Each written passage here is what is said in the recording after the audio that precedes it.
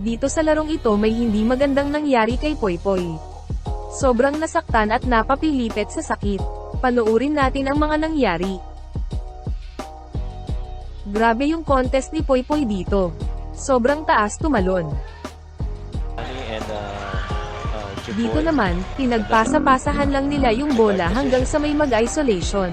Basic naman yan kay Canaleta. Mala Kobe. Dito, hindi pumasok yung first attempt ni Poypoy sa 3 points. Dito naman bumawi si Poypoy sa depensa.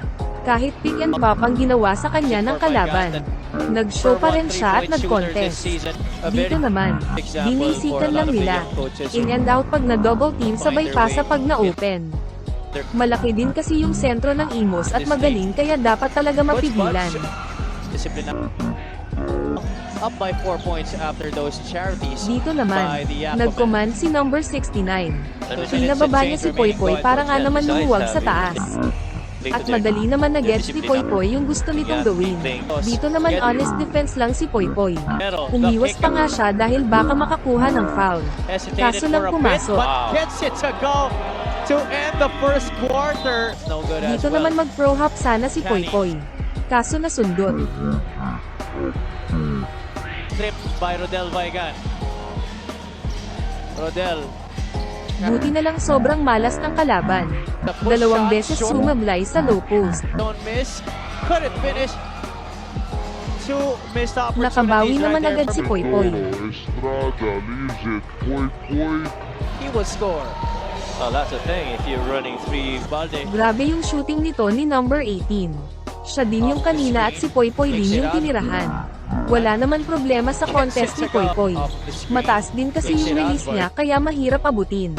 Parang release ni Renz Abando. Pull-up jumper sa 3 points. Dito naman, pumatake na si Poypoy. Sayang. Basket and one sana kaso hindi pumasok.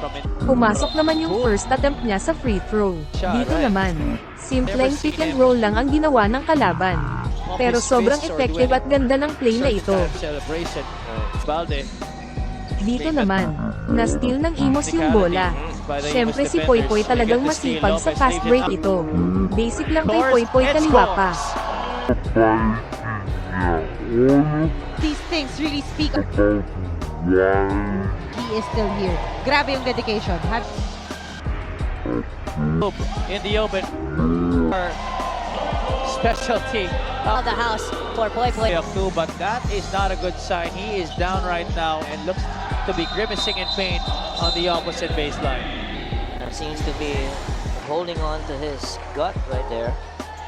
Still down on the floor. I'd like to see what happened.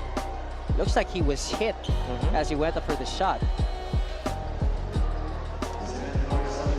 There you see training staff of the Imos SB squad trying to attend to him.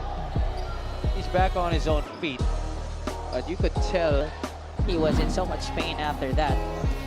Here's what happened. Naging okay naman si Poypoy. Para sa akin mukhang hindi naman sadya ng kalaban. Panalo pala sila Poypoy dito. Salamat sa panonood idol. Palike naman ng video, salamat. Natamaan talaga in the way.